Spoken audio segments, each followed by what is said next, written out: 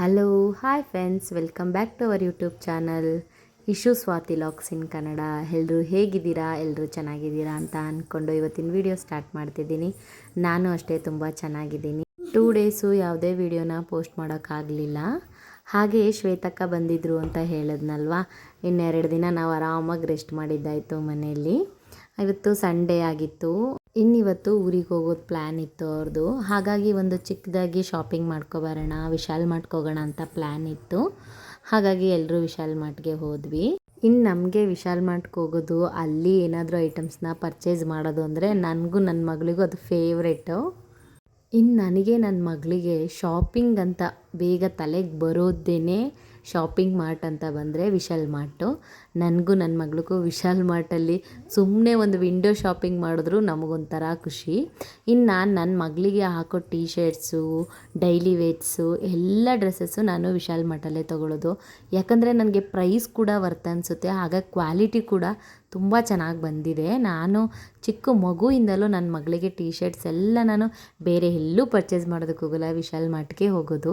Vishal ಮಾರ್ಟಲ್ಲಿ ವರ್ತಿದೆ price, ಮಕ್ಕಳಿಗೆ ಹಾಕೋ ಬಟ್ಟೆ ಕೂಡ. ಇನ್ನು ನಾವು ಸೈಜ್ ಬಗ್ಗೆ ಮಾತಾಡೋ ಹಾಗೇ ಇಲ್ಲ, ಯಾಕಂದರೆ 0 ಸೈಜಿಂದಲೂ ಕೂಡ ಅವೈಲೇಬಲ್ ಇದೆ.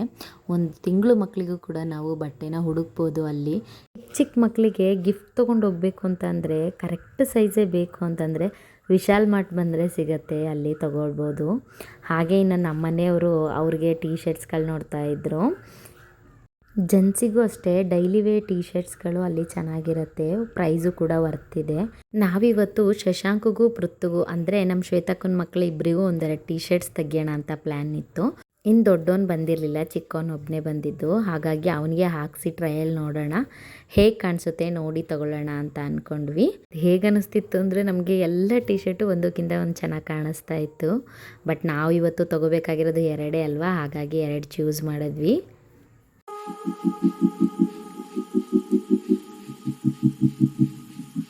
ಇಲ್ಲಿ ಕ್ಲಾತ್ಸು ಅಂತ ಅಲ್ಲ, ಪ್ಲಾಸ್ಟಿಕ್ ಐಟಮ್ಸು, ಕಿಚನ್ ಆರ್ಗನೈಸೇಷನ್ಸ್ದು, ಹಾಗೆ ಬೆಡ್ಶೀಟ್ಸು, ಇದೆಲ್ಲ ಕೂಡ ಮ್ಯಾಟ್ಸ್ ಕೂಡ ತುಂಬ ಕಡಿಮೆ ರೇಟಲ್ಲಿ ಚೆನ್ನಾಗಿರೋದು ಸಿಗುತ್ತೆ. ನಾನು ಆಲ್ಮೋಸ್ಟ್ ಎಲ್ಲ ಮ್ಯಾಟ್ಸನ್ನು ವಿಶಾಲ್ ಮಾರ್ಟಲ್ಲೇ ತೊಗೊಂಡಿರೋದು. ಹಾಗೆ ನಾನು ಮ್ಯಾಟ್ ಕೂಡ ಕೈಲಿ ಹಾಕ್ತೀನಿ ಸ್ಯಾರೀಲಿ.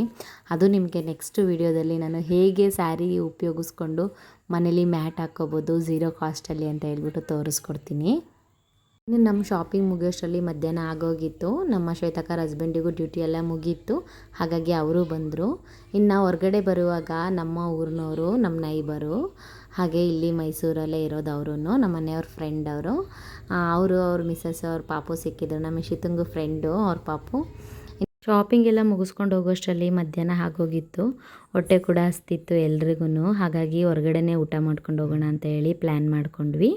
ಹಾಗೆ ನಾವು ರೋಡಲ್ಲಿ ಹೋಗುವಾಗ ಮನೆ ಒಂದಕ್ಕಿಂತ ಒಂದು ಚೆನ್ನಾಗಿ ಕಾಣಿಸ್ತಾ ಇದ್ವು, ಹಾಗಾಗಿ ನಾನು ವಿಡಿಯೋ ಮಾಡ್ಕೊಳ್ತಾ ಬಂದೆ.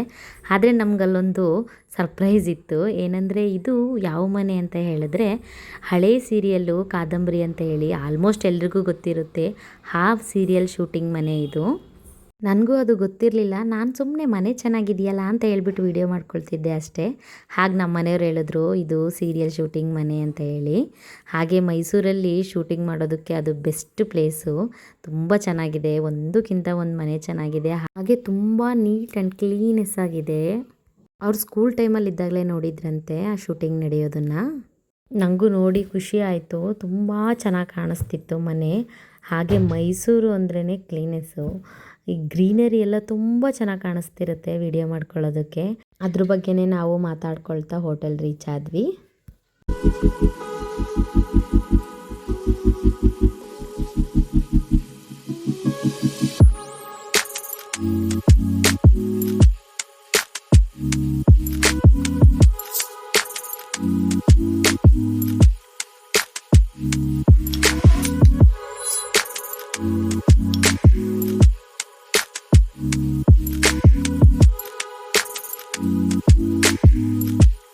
ಇಲ್ಲಿ ಸೆಲ್ಫ್ ಸರ್ವಿಸ್ ಇತ್ತು. ವಿಶಾಲ್ ಮಾರ್ಟಲ್ಲಿ ಜಾಸ್ತಿ ಓಡಾಡಿದ ಕಾರಣ ಹೊಟ್ಟೆ ಹಸಿವು ಜಾಸ್ತಿ ಆಗೋಗಿತ್ತು. ಶಾಪಿಂಗ್ ಮಾಡುವಾಗ ಗೊತ್ತಾಗಲಿಲ್ಲ, ಇನ್ನು ಹೊರಗಡೆ ಬಂದಾಗ ಗೊತ್ತಾಯಿತು ಎಷ್ಟು ಹಸಿವಾಗಿತ್ತು, ಹಾಗೆ ಎಷ್ಟು ಸುಸ್ತು ಅನ್ನಿಸ್ತಾ ಇತ್ತು ಅಂತ ಹೇಳ್ಬಿಟ್ಟು. ಅದಕ್ಕೆ ಬೇಗ ಊಟ ತೊಗೊಂಡು ಊಟ ಮಾಡ್ಕೊಂಡ್ವಿ. ಇನ್ನು ಮನೆಗೆ ಹೋಗಿ ಮಾಡೋಷ್ಟರಲ್ಲಿ ಫುಲ್ ಆಲ್ರೆಡಿ ಸುಸ್ತಾಗಿ ಹೋಗಿದ್ವಿ. ಇನ್ನು ಲೇಟ್ ಆದರೆ ಮಕ್ಕಳಿದ್ರು ಇನ್ನು ಹಠ ಮಾಡ್ತಾರೆ ಅಂತ ಹೇಳ್ಬಿಟ್ಟು ಹೊರಗಡೆನೇ ತಿನ್ಕೊಂಡು ಹೋದ್ವಿ. ನಾವು ಸ್ವಲ್ಪ ಕಡಿಮೆನೇ ಹೋಟೆಲಲ್ಲೆಲ್ಲ ತಿನ್ನೋದು, ಅನಿವಾರ್ಯ ಅಂತ ಇದ್ದರೆ ಮಾತ್ರ ತಿಂತೀವಿ, ಇಲ್ಲ ಅಂತಂದರೆ ಮನೆ ಫುಡ್ನೇ ಜಾಸ್ತಿ ಪ್ರಿಫೇರ್ ಮಾಡೋದು. ಹಾಗೆ ಇವತ್ತು ಟೈಮ್ ಕೂಡ ಆಗೋಗಿತ್ತು. ಇನ್ನು ಅಕ್ಕರು ಹೊರಡೋದ್ರಿಂದ ಇನ್ನು ಹೋಗಿ ಟೈಮ್ ಮಾಡಿದ್ರೆ ಅವ್ರಿಗೆ ರೀಚ್ ಆಗೋಷ್ಟರಲ್ಲಿ ಲೇಟಾಗಿ ಹೋಗುತ್ತೆ ಅಂತ ಹೇಳ್ಬಿಟ್ಟು ಇಲ್ಲೇ ಮುಗಿಸ್ಕೊಂಡು ಹೋಗೋಣ ಅಂತ ಮುಗಿಸ್ಕೊಂಡ್ವಿ. ಆಮೇಲೆ ಮನೆಗೆ ಬಂದ್ವಿ. ಇನ್ನು ಮನೆಗೆ ಬಂದಮೇಲೆ ಏನೇನು ತೊಗೊಂಡ್ವಿ ಅಂತ ಹಾಗೆ ರ್ಯಾಂಡಮಾಗಿ ತೋರಿಸೋಣ ಅಂತ ಅಂದ್ಕೊಂಡೆ. ಅಕ್ಕ 2 ಮ್ಯಾಟ್ ಬೇಕು ಅಂತಿದ್ರು, ಮ್ಯಾಟ್ ತೊಗೊಂಡ್ರು. ಒಂದು ಜಸ್ಟ್ 99 ರುಪೀಸ್ಗೆ ವರ್ತಿತ್ತು, ತುಂಬ ಚೆನ್ನಾಗಿತ್ತು ಕ್ವಾಲಿಟಿ. ನಾನು ಕೂಡ ಇದನ್ನು ಯೂಸ್ ಮಾಡಿದ್ದೀನಿ ಈ ಥರ ಮ್ಯಾಟ್ನ.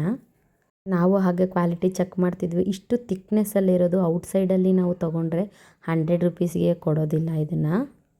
ಹಾಗೆ 99 ರುಪೀಸಿಗೆ ವರ್ತ್ ಟವಲ್, ಇದು ಡೈಲಿ ಯೂಸ್ ಟವಲ್ಸು. 2 ಟವಲ್ ತೊಗೊಂಡ್ವಿ.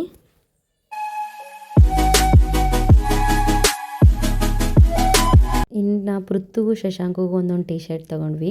ಅವ್ರಿಗೆ ಕೋಟ್ ಒಳಗಡೆ ಹಾಕೊಳ್ಳೋ ವೈಟ್ ಟೀ ಶರ್ಟ್ ಹುಡುಕ್ತಾಯಿದ್ರು ಅಂತ ಹೇಳ್ತಿದ್ರು ಶ್ವೇತಕ್ಕ. ಹಾಗಾಗಿ ಈ ಥರ ವೈಟ್ ಟೀ ಶರ್ಟ್ ಸಿಕ್ತು. ಕ್ಲಾತು ಕೂಡ ಚೆನ್ನಾಗಿತ್ತು, ಸಮ್ಮರ್ಗೆ ಚೆನ್ನಾಗಿರುತ್ತೆ ಅಂತ ಹೇಳ್ಬಿಟ್ಟು ಅವನಿಗೊಂದು ಇವನಿಗೊಂದು same colour white T shirt ತೊಗೊಂಡ್ವಿ. ಇನ್ನು ಬೇರೆ ಬೇರೆ ಕಲರ್ ತೊಗೊಂಡ್ರೆ ಇನ್ನು ಅದಕ್ಕೂ ಫೈಟ್ ಮಾಡ್ತಾರೆ, ನಂಗೆ ಆ ಕಲರ್ ಬೇಕು ಈ ಕಲರ್ ಬೇಕು ಅಂತ. ಹಾಗಾಗಿ ಇಬ್ರಿಗೂ ಒಂದೇ ಥರದ್ದನ್ನೇ ತೊಗೊಳ್ಳೋದು. ಒಂದು ಸ್ಟ್ಯಾಂಡು ಅಂದರೆ ಮಡಿಕೆ, ಈ ಥರ ಪಾತ್ರೆಗಳು ಅಡುಗೆ ಮಾಡಿದ್ಮೇಲೆ ಯಾವುದಾದಕ್ಕಾದರೂ ಇಡ್ಬೋದು. ಇನ್ನು ಆರ್ಟಿಫಿಷಿಯಲ್ ಪ್ಲ್ಯಾಂಟ್ಸ್ದು 99 ರುಪೀಸ್ಗೆ 2 ಇತ್ತು.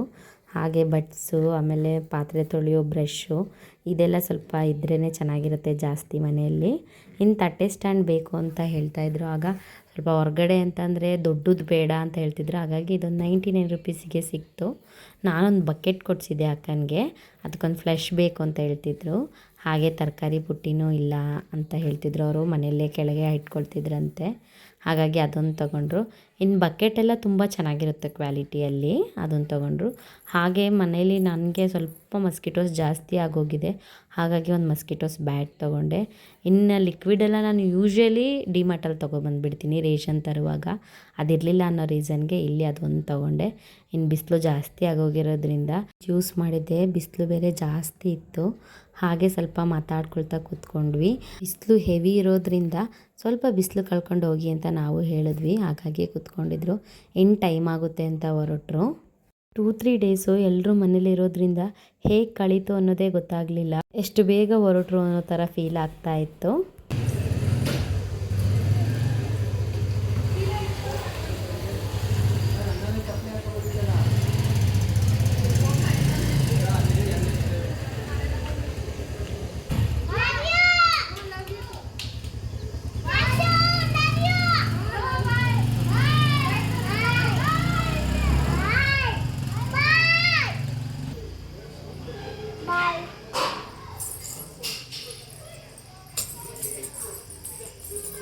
ಇನ್ನು ಅವರೆಲ್ಲ ಹೋದ್ಮೇಲೆ ಮನೆಯೆಲ್ಲ ಖಾಲಿ ಖಾಲಿ ಅನ್ನಿಸ್ತಿತ್ತು. ಹಾಗಾಗಿ ನಾನು ಇನ್ನು ವೀಡಿಯೋನ ಕಂಟಿನ್ಯೂ ಮಾಡಲಿಲ್ಲ.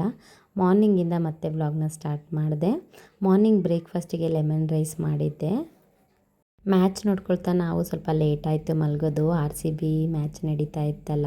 ಇನ್ನು RCB ಮ್ಯಾಚ್ ಇದ್ದರೆ ನಾನು ನಮ್ಮ ಮನೆಯವರು ಇಬ್ಬರು ಕೂತ್ಕೊಂಡು ಫುಲ್ಲು ಕಂಟಿನ್ಯೂ ಮುಗಿಯೋ ತನಕ ನೋಡ್ತೀವಿ.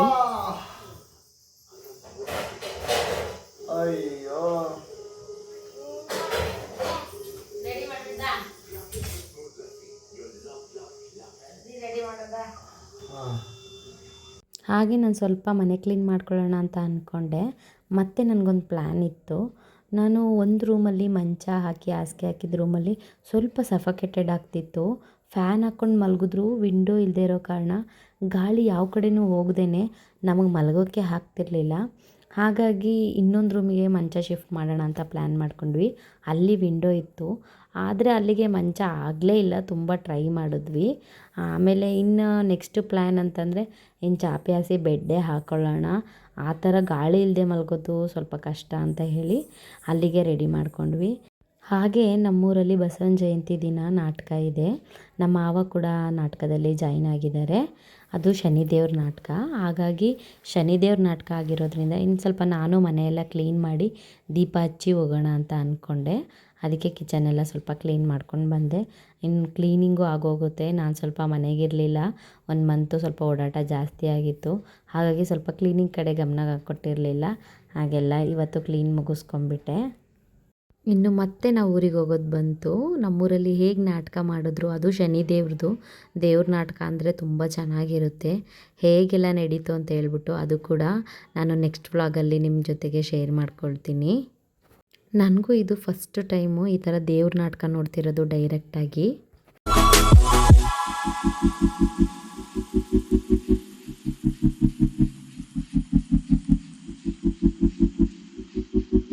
ಕ್ಲೀನಿಂಗ್ ಎಲ್ಲ ಮುಗಿಯೋಷ್ಟರಲ್ಲಿ ಮಧ್ಯಾಹ್ನ ಆಗೋಗಿತ್ತು. ನಮ್ಮ ಮನೆಯವ್ರಿಗೂ ಡ್ಯೂಟಿಗೆ ಟೈಮ್ ಆಗಿತ್ತು. ಹಾಗೆ ಕ್ವಿಕ್ಕಾಗಿ ಮೊಳಕೆ ಹುಳ್ಳಿಕಾಳು ಸಾಂಬಾರು ರೈಸು ಮಾಡಿಬಿಟ್ಟೆ. ಅದನ್ನೇನು ವೀಡಿಯೋ ಮಾಡ್ಕೊಳಕ್ಕಾಗಲಿಲ್ಲ, ಟೈಮ್ ಆಗೋಗಿರೋದ್ರಿಂದ. ಕ್ಲೀನಿಂಗ್ ಮಾಡ್ಕೊಳ್ತಾ ನಾನು ನನ್ನ ಮಗಳಿಗೂ ಸ್ನಾನ ಮಾಡಿಸ್ಲಿಲ್ಲ. ನಾನು ಇನ್ನೂ ಫ್ರೆಶ್ ಅಪ್ ಆಗಿರಲಿಲ್ಲ. ನನ್ನ ಮಗಳು ಪಾಪ ಲೇಟಾಗಿ ಎದ್ದಿದ್ಲು, ಹಾಗಾಗಿ ಹಂಗೆ ಓಡಾಡ್ತಾ ಇದ್ಲು. ಪಾಪ ನನಗಿನ್ನೂ ಸ್ನಾನ ಮಾಡಿಸಿಲ್ಲ ಅಂತೇಳಿ ಕಂಪ್ಲೇಂಟ್ ಮಾಡ್ತಾಯಿದ್ಲು. ಡೈಲಿ ನಾನು 11 o'clock ಒಳಗಡೆ ಅವಳಿಗೆ ಫ್ರೆಶ್ ಅಪ್ ಮಾಡಿ ರೆಡಿ ಮಾಡಿಬಿಡ್ತೀನಿ. ಹಾಗೆ ಈ ರೂಮಿಗೆ ಬೆಡ್ ಶಿಫ್ಟ್ ಮಾಡಿರೋದ್ರಿಂದ ಇನ್ನು ಜಾಸ್ತಿ ಈ ರೂಮಲ್ಲಿ ಇರ್ತೀವಿ ಅಂತ ಹೇಳಿ ವಾಲೆಲ್ಲ ಫುಲ್ಲು ಪ್ಲೈನ್ ಇತ್ತು, ಏನೂ ಇರಲಿಲ್ಲ. ಹಾಗಾಗಿ ಅಲ್ಲಿಂದನೇ ಇಲ್ಲಿಗೆ ಒಂದು ಫ್ರೇಮ್ ತಂದು ಸ್ಟಿಕ್ ಮಾಡಿದೆ. ನಾನು ಲಾಸ್ಟ್ ವಿಡಿಯೋದಲ್ಲಿ ಹೇಳಿದ್ದೆ, ನಾನು ಯಾವುದೇ ಗೋಡೆಗಳಿಗೆ ಮೊಳೆ ಹೊಡೆಯೋದಿಲ್ಲ, ಈ ಥರ ಸ್ಟಿಕ್ಕರ್ಸ್ನೇ ಹಾಕೋದು ಅಂತ. ಇದು ಮೀಶೋದಲ್ಲಿ, ಫ್ಲಿಪ್ಕಾರ್ಟಲ್ಲಿ, ಅಮೆಝಾನಲ್ಲಿ ಎಲ್ಲ ಕಡೆ ಅವೈಲೇಬಲ್ ಇದೆ. ವರ್ತಿದೆ ನೋಡಿ. ಈ ಥರ ವಾಲ್ಗೆ ಮೊಳೆ ಹೊಡೆಯೋದಕ್ಕಿಂತ ಈ ಥರ ಸ್ಟಿಕ್ಕರ್ ಹಾಕೋದು ಬೆಸ್ಟು. ಇನ್ನು ನಮ್ಮ ಮನೆಯವ್ರದ್ದೊಂದು ಕಾಲೇಜಿಗೆ ಹೋಗೋ ಟೈಮಲ್ಲಿರೋದೊಂದು ಫೋಟೋ ಇತ್ತು, ಚೆನ್ನಾಗಿತ್ತು ಆ ಫೋಟೋ. ಹಾಗಾಗಿ ಅದನ್ನು ಇಲ್ಲೇ ಹಾಕ್ಕೊಳ್ಳೋಣ ಅಂತ ಅಂದ್ಕೊಂಡು ಎರಡನ್ನೂ ಅವ್ರ ಹತ್ರನೇ ಹಾಕಿಸ್ಕೊಂಡೆ. ಇನ್ನು ಅವ್ರು ಹೋದರೆ ನಾನು ಮತ್ತೆ ಚೀರ ಹಾಕೊಂಡು ಹಾಕೊಳ್ಳೋದು ಕಷ್ಟ ಆಗುತ್ತೆ. ಇನ್ನು ಎಲ್ಲ ಮಾಡಿಕೊಟ್ಟು ಅವರು ಡ್ಯೂಟಿಗೆ ಟೈಮ್ ಆಯಿತು ಅಂತ ಹೊರಟರು. ನನ್ನ ಮಗಳಿಗೆ ಸಂಡೇ ಅವರು ಜೊತೆಗೆ ಇದ್ರಲ್ಲ, ಹಾಗಾಗಿ ಇನ್ನು ನೆಕ್ಸ್ಟ್ ಡೇ ಡ್ಯೂಟಿಗೆ ಹೋಗುವಾಗ ಸ್ವಲ್ಪ ಬೇಜಾರಾಗ್ಬಿಡ್ತಾಳೆ. ಬಂದ್ಯಾ ಬಿಡು, ಅದೇ ಬರ್ದು ಕೆಲಸ ಮಾಡಕ್ಕೆ ಬಂದ್ಯಾ?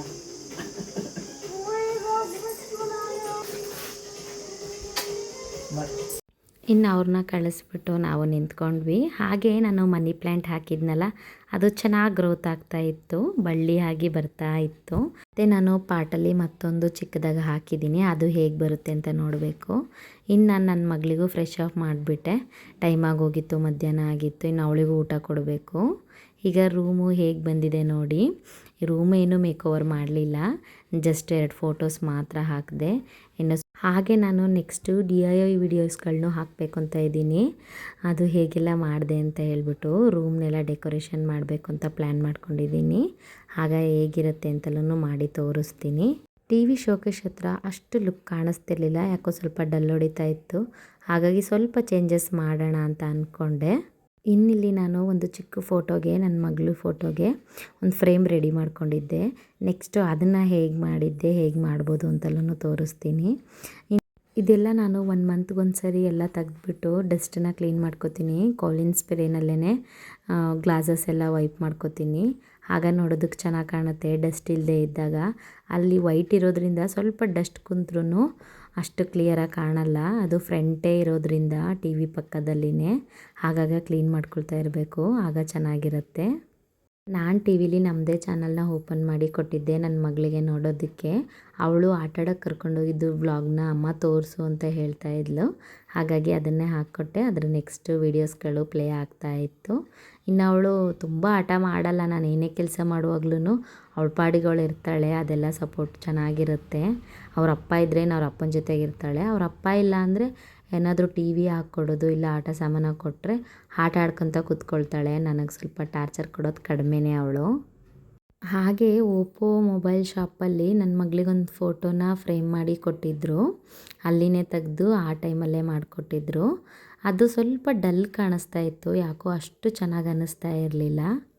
ಇನ್ನು ನಾನು ಏನಾದರೂ ಬೇರೆ ಪ್ಲ್ಯಾನ್ ಮಾಡೋಣ ಅದಕ್ಕೆ ಅಂತ ಅಂದ್ಕೊಂಡೆ.